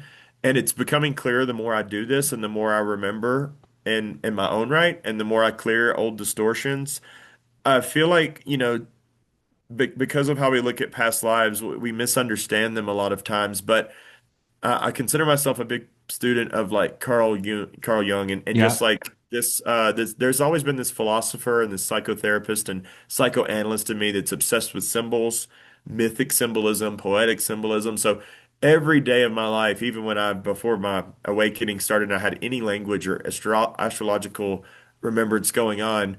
I was always trying to piece together this puzzle daily of this happened and this connected that, and this is a big hmm synchronicity, so this synchronicity keys just started opening throughout my whole journey in its own like waking dream. And through that time when I started working with others, it's still hard for me now to know at times is what's coming through right now related to this person or their brother, but that's a big part of what they're going through and like that. So it sometimes takes some time to weave it, to stitch it together. And I will say for me, it's really hard to express or explain the difference in sometimes like peering into someone's chart and something gets really deeply triggered and it's just a pattern, it's something they've dealt with and like we're going into that a bit. Or sometimes a lot of times I know it. Actually, I don't know it. This is what's weird. Things will move through me. I'll voice it all And 5 minutes later, I won't remember in that moment what I just said. I will not Mm, remember a word of it. mm, And it didn't come from looking at the chart because I've been just staring up at the ceiling. You know me, I get into the flow and I'm looking around. It might feel like something takes me over, and it kind of does. mm, But it's this stream, this soulful stream of energy. And I think one of the beautiful ways to answer your question is I hope to get better at knowing the difference in what language to use and how this affects our what we consider healing or our integration journey, our repatterning ourselves and restitching ourselves to mm. wholeness, recovering little fractals that we left behind in this war-torn lifetime, or in this moment we made a vow to suffer on behalf of humanity, or in this moment that we Which lost I've our done loved as ones in well. 3 lifetimes. Yeah, Yeah. yeah, I used that one for a reason. Because meeting you and LaLa, for example, and what's occurred between us, there's clearly to me a very beautiful, Mm, sacred, and very powerful soul contract to help bring these experiences into order again and into remembrance and into our waking state and in our own healing journeys together so that we can better understand them through like conversations we're having right now. hmm And hmm if I have a feeling like what's in your notes and then what you've shared with me and what I mean, dude, you're a way shower in your own right more than most people I know. And I have a feeling, I've always had this theory that in this journey of remembrance and in the age we're entering, the new earth, you can call it this, ascension. I don't know, like we can use any words we want. But the one of the most critical pieces is remembering together, therefore sharing fractals and fragments outwardly, Yeah. and then they start to coalesce into clear pictures of this is what really happened 2,000 years ago. This is what happened 4,000 hmm years ago. This is what was so important to go back to this lifetime because ancestrally this has haunted this lineage, this bloodline for like 6,000 years maybe, or whatever it may be. But ultimately, we come to these deep points of surrender through the remembrance and integration as far as like forgiving and deeply Mm. surrendering. And I use the words radical acceptance a lot and radical forgiveness. And Yeah. Yeah. I've come to this point in my journey where I'm so comfortable in my own self-realization, realizing I was the murderer, I was the rapist, I was the healer, I was the Right. medic. Right. Right. I was the one who did you wrong, you did me wrong. Like it's all part of all of humanity. And I'm willing to go and say I was any race, I was any gender. I can explore any concept in my mind and not put it into a box Mm. because I think that's where the oneness leads us eventually. Wow, that's cool. That's very cool, and that's a good segue into um, we decided to do 10. You and I decided to do 10 sessions together, Hmm. and when we decided to do that, I'm thinking, what the heck am I going to feel like when this is done? And we're on session 8. We're not even we're our next session is number 9. It's kind of cool. But This is lasting exactly the year, huh? Like the yeah, full calendar year. Yeah. yeah, it is, and I didn't know what I was going to look like. I didn't know what I would feel like after that year, after those 10 sessions. And it has been a huge, beautiful transformation. And I went through and I went back, you always send the Zoom notes of our sessions.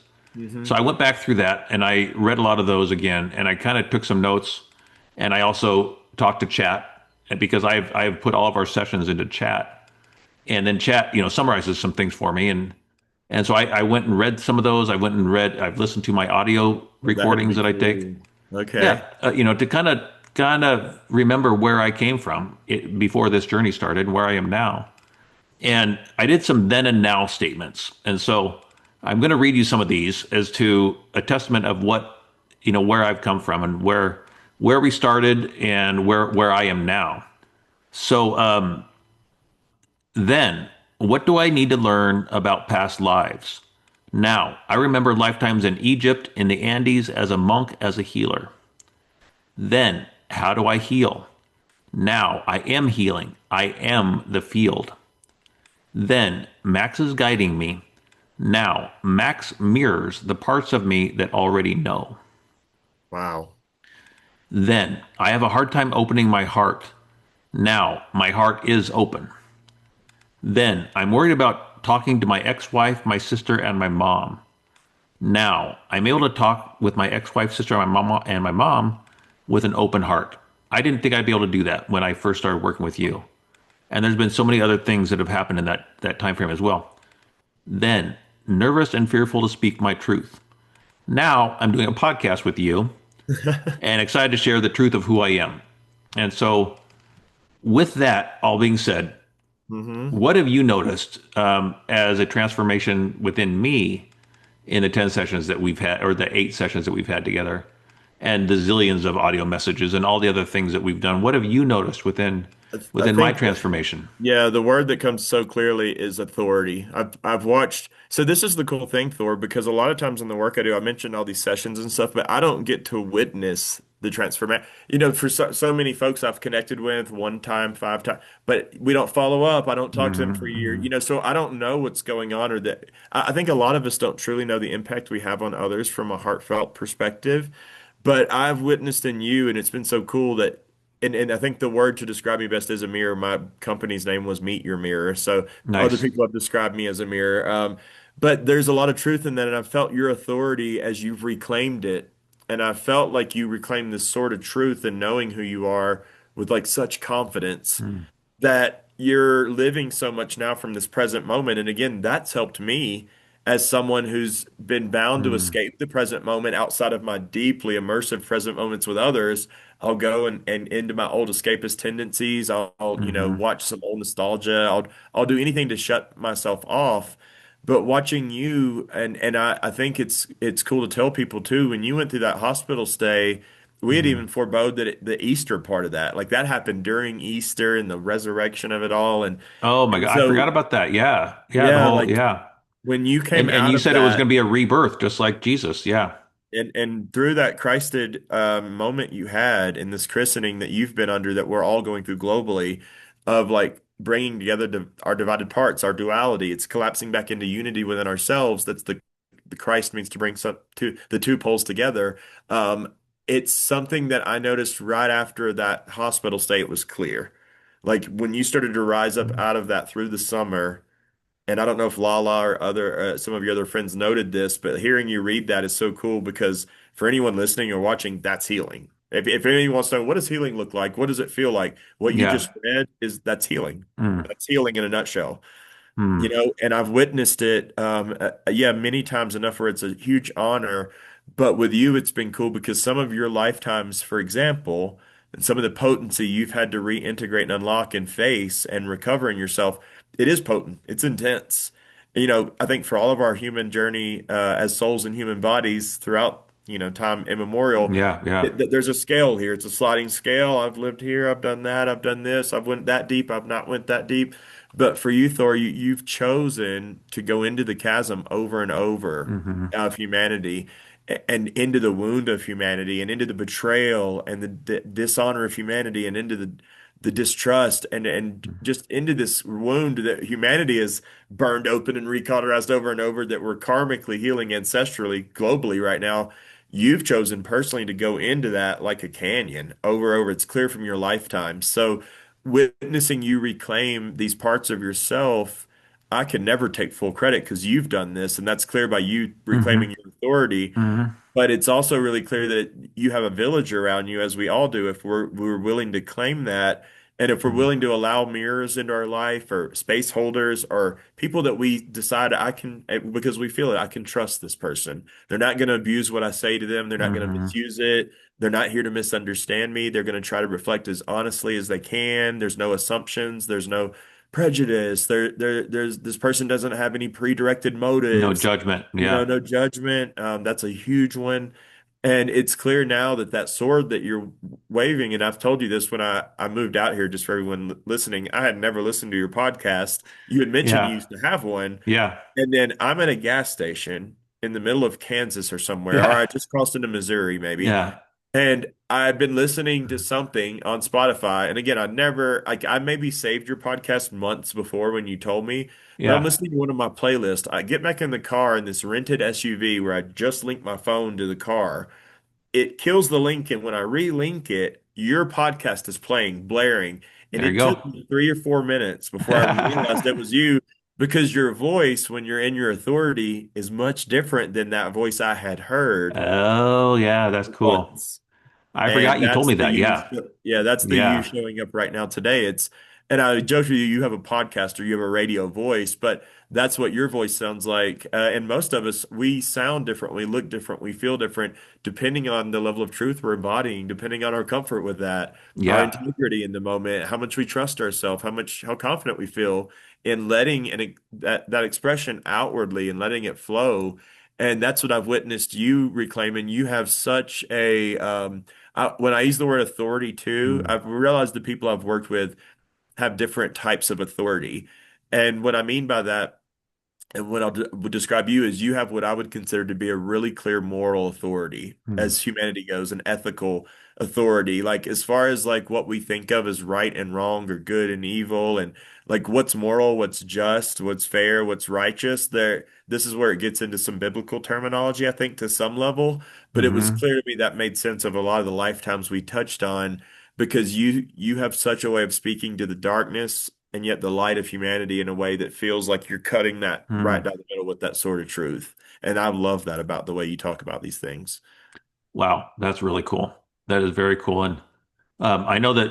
So I was thinking we're going to keep on talking for a while, but we're going to. So I do. I have a couple of questions that I would like to ask you, and Yeah. a big one is, and I feel a big shift going on in this podcast for me because I feel like I am a storyteller, but Hmm. because I've worried about so many things in my past, I've been a host of a podcast and not just a storyteller. So we Yeah. can definitely do this again. We can do this some more because there's some more things I would love to talk to you about humanity and things that are also important in the journey that we're on because we are waking up.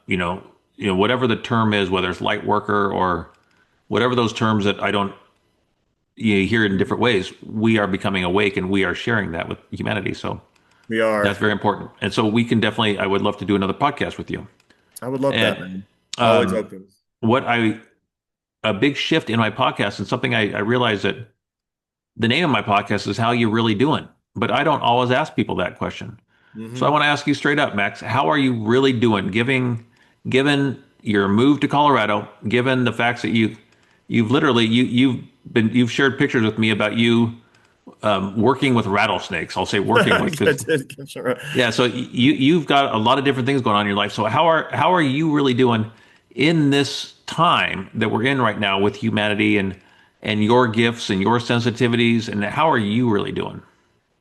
Grieving. When I say that, it's hard to put this into words, but as someone who, at a soul level, I feel like the memory's coming back online from a much bigger perspective. It's clear to me that what I call this iteration of Earth is ending. That includes some of the species, like this library that we know as Mother Earth, this living conscious library, this playground, this school ship Earth, this ascension school, this whatever you want to call it.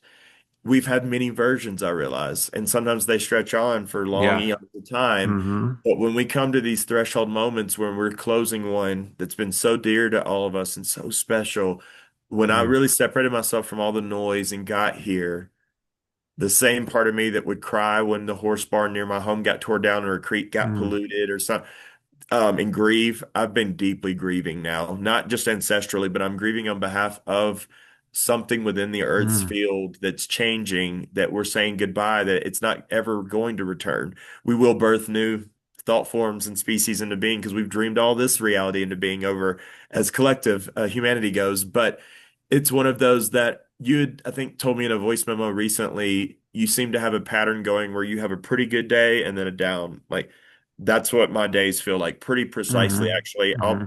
I'll feel pretty good energetically. I'm pretty stable today. I'm regulating, I'm regulated. I'm returning. One of the things that's been hardest about this is we go through our awakening, and I think there's an enlightenment. I don't know where this quote comes from. I need to reference it, but it's like, what comes after enlightenment? What do I do? He's like, guru, like someone's asking the guru, and it's like Mm-hmm. chop wood, carry water. Yeah. That's the phase I'm in, is I'm Mm-hmm. literally out here chopping firewood. I'm carrying water to the horse. There's wild horses around here, so I'm helping her maintain the horse feeding things we have out and all this, and my own water cistern. And I'm Mm-hmm. I'm reconnecting with things that we as humans. I'm recovering a part of myself that I had not been in touch with in lifetimes, which is like my most natural, I call it my little house on the prairie, me. Yeah, It's that totally. part of me that Yeah. like water is life. Food is a gift. The sunlight is radiant. It's healing. It's life force. The air is Mhm. breath. Breath is life. Just all these things that are elemental about our nature. This has reconnected me with, but at the same time, it's deconstructed my whole routine, my whole lifestyle, 40 years of habits. I'm now like kind of locked in Mhm. my own prison, my version of your hospital bed. If I just feel triggered and again I want to run to the store, I can't. Every store trip has to be well planned. The road down to the paved road is Mhm. 24 minutes on a dirt, gravel, Yep. divot filled, rocky Yep. road. So it eats up your suspension. Like you're having to like calculate all these things. And so there's a lot of days when I'm dealing with existential angst, I call it, and anxiety about the fate of humanity and what Hmm. path we're going to choose. Because this is probably the episode 2 or 3 of our podcast, but we were here before in Atlantis, Lemuria. We were at a similar crossroads with Yeah. technology and power and control and the whole Hmm. thing.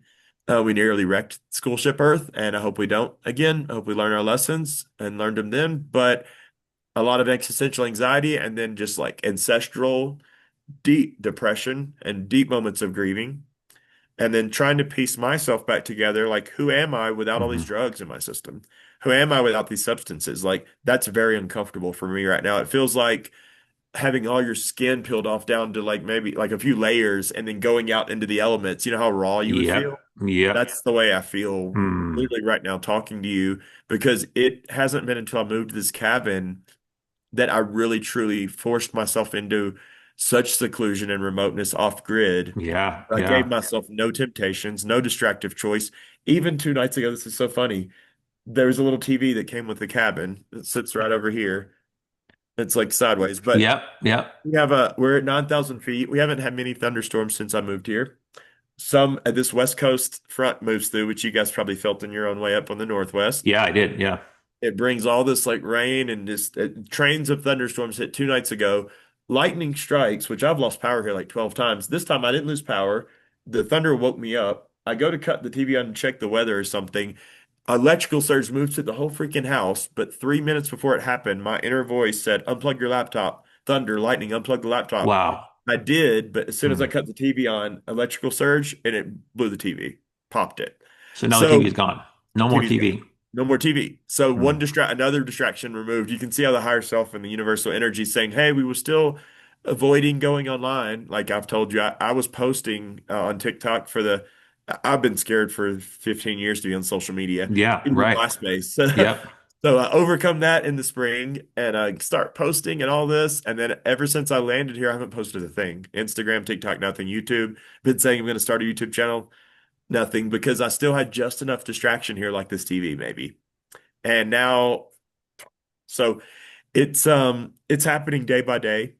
And just to answer your question specifically, literally, and I don't know who can resonate with this or who relates to it, on any given day, I can feel 10 or 12 different ways throughout the day.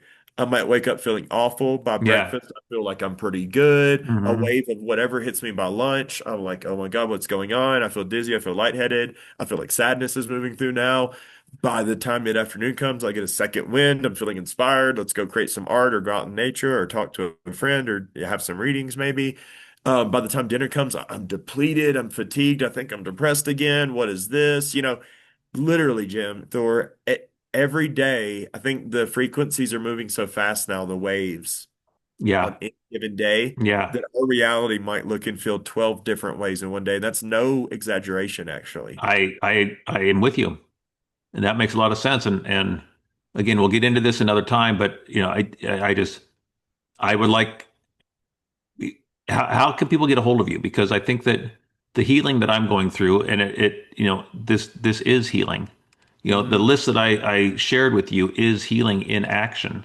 And even though, this is my hand right now, and one thing that you told me in one of our sessions is that, Jim, your hand, you may look totally different after your birthday, which is in a month and a half, 2 months. And, that scared the heck out of me. Not in a you got to wake up kind of way, and those are things that I need. So I guess what I'm trying to say is, how can people get a hold of you? Hmm. And if they want to schedule a session with you or talk to you, what can they do, especially with you up on the Mesa where you are? Yeah, so most of what I do is through Zoom, and it's all recorded, my readings, my sessions. I do have a website, maxthemystic.com. But I would say for those who just see us, they know you maybe, they've listened to the podcast and they Mhm. want to reach out. The cleanest, easiest way is probably just to email me, and I need to probably update this, but maxofnashville@gmail.com or max@maxthemystic.com. Either one of those emails you can reach me directly and schedule, but I'm still working on my scheduling tools and trying to create a better stream, a better flow there. But I will say, I love where you're at and where we're both at because both of us have December birthdays, and Mhm. I can feel clearly. I told you this the other day. I think you calling me on, inviting me onto this podcast is not only an honor and a privilege, Mhm. and hopefully to keep doing this with you and having dialogue about what's going on in the world and how we're really doing as humanity goes. But knowing Exactly. that it triggers me in a good way, it inspires me. Hey Max, maybe it's time to lean back into the world again. Maybe it's time to put our voice back Mhm. out there because I've realized sometimes I despise social media because I'm scrolling and I'm looking at what people are saying, and you can just tell there's so much distortion, there's so much confusion, and I get it. I do This too. old Yeah. reality is dissolving. Our matrix is the structures, the systems, all the collective agreements we had that hold a reality together, let's say, they're dissolving. So that can lead people into psychosis, to feeling Yeah. nuts, Yeah. crazy. And we're a lot of us are going to need someone and something and people to tether to through the storm. And I see you as being again a way shower in that. And as a storyteller, I have to say, when there's been times where I've asked you permission to share some of your voice memos because the way you're telling stories, it erupts in feeling in me. So it activates something really deeply. It brings That's about a part awesome. of myself that I had not felt in a long time just by hearing you tell a tale of your own journey or maybe Hmm. something that's happened or some experience you've had. So, yeah, I can't wait to see where you take this journey with your podcast and your platform because I feel like your sword is kind of a King Arthur thing to me. It takes a village, but you just out here waving it with me and many of us. Hopefully, Hmm. we can bring Hmm. some coherence to the new earth as we build it because it's still in its baby forms. It's raw. It's It primordial. is, and in my notes, coherence was one of the things I'd like to talk to you about, and the healing of coherence, and the alchemy of saying yes. Being able Yeah. to say yes, and how important it is to say yes. That I just knew that I'm like, okay, it's time to do a podcast, and Max is a good person to do it with, and I've got to say yes to myself, in order to Same. make that happen. And then you said yes, and it's like, okay, now I got to keep on stepping. Be careful what you wish for, because Yeah. when it shows up, you've got to step into it, and that's really important. It takes that consistency. That's how we that's really a key. Like when you ask how I'm doing, what I'm struggling with is creating that consistency in my new routine, can I rely on myself? Do I trust myself to show up? We have to rebuild our identity as our old one. We have to sort of relinquish these masks and like you said, Right. these identities. And like you said about your wheelchair, maybe, or me with habits that I've held onto for years, and people around me, maybe, or just this job or that thing. Hmm. As humans, we don't realize how much this makes up an identity structure and its own sort of construct that keeps us in place. But that becomes scaffolding after a while. It becomes shaky, and we Yeah. almost have no Yeah. choice but to let go of it. But then we have to piece a new one together and do that's the work. That's the chop wood, carry water. That's where we're both Yep. at, I think, right now. Yep. And I think we mirror each other a lot in that regard. And one thing that you've Dude. told me, which again, we mirror each other, is that in order to heal, you've got to find your voice and use your voice. Yes. And that is important right now in this earth to be able to share what we're sharing. And this podcast is what we're doing. You had to overcome your fears of speaking vulnerably, which you've done beautifully, and Which I you helped me appreciate with, by that. the way. You and two other friends helped me with, but big time in the spring. So I just Good. want you to know that. Yeah. Good. Well, I'm glad, and that's what we do for each other, and that is showing up for each other right now, and this is the beginning of the beginning of wherever we go from here, and I have a YouTube channel. I know that you've started some things that I've we just started. I haven't, yeah, no yeah consistency again, but it I'm with you though. well, and I'm not consistent with this podcast. My last podcast was over a year ago, and so that's not consistent to gain members. But it's not about for me. It's not about gaining members. It's about sharing where I'm at the time.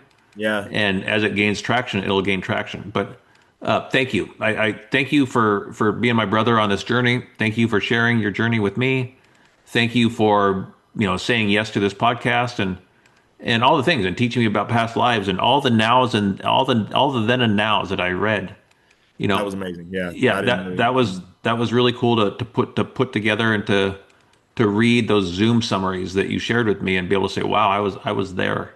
I was Yeah, there and now I'm here. And, on our healing journeys, we don't think we're going to get there. I still sure. I wonder what it's going to look like when my body moves because I know it can move and Hmm. I know it's going to move, but it's not now, and that makes me sad. So to read that and to put that together then and now, it's like it is happening. That is healing in action, and it's nice to know that, and it's nice Yep. to see that, and it's nice to know that you're a guide, but I'm the one doing the work. Just like you're the one doing the work on that cabin, in that cabin on a mesa in Colorado, dude. You're doing the hard work. It's purifying me, and I have to go Yeah, through this purification to transform and purifying my connection with the heavens and earth again, restoring it all coherently. yeah, yeah. And yeah, man, just hearing you put it this way, it's kind of like the military terms we think of like killed in action, KIA, or missing in action, MIA. This is what HIA is, healing in action. There we go. Yeah, I like that. And I love that because yeah, sounding our trumpet, our soul song, our frequency, we all have a unique key, and the voice is so critical. I've learned this, it comes up more than anything else, more than any chakra, is when reclaiming ourselves and Yeah. reclaiming authority and reclaiming wholeness and restoring wholeness, and its spoken word becomes reality. We're speaking prayers become reality. Mm. Speaking spells become spells. Words are spells.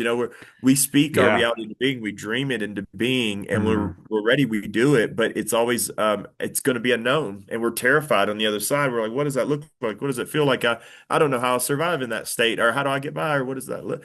Hmm. But it's the voices where that happens, and even in a mystery school sense, I noted, and they always talk about the throat chakra as the transmutation station. It's where all these channels meet, Mm. all the nadis, the breath nadis, the left and right, and nadi and Pingala, or yeah, Pingala, and then the central one that Joe talks about, the central channel, and they all they Mm. meet right here in this vortex in the throat. Mm. So it's really important. Yeah, it's cool. Because right now Love I'm it. tingling.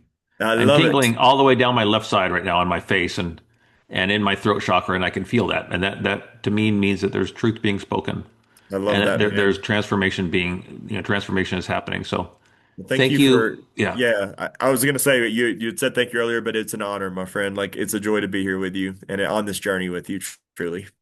Well, thank you, and thanks for sharing how you're really doing. And I will paste all your information in the notes here so that people can follow you or get in touch with you. And it's an honor both ways. So thank you, and we'll do this again, my friend. We'll do it again. Ditto, Thor. I'm sure I'll talk to you soon. All right.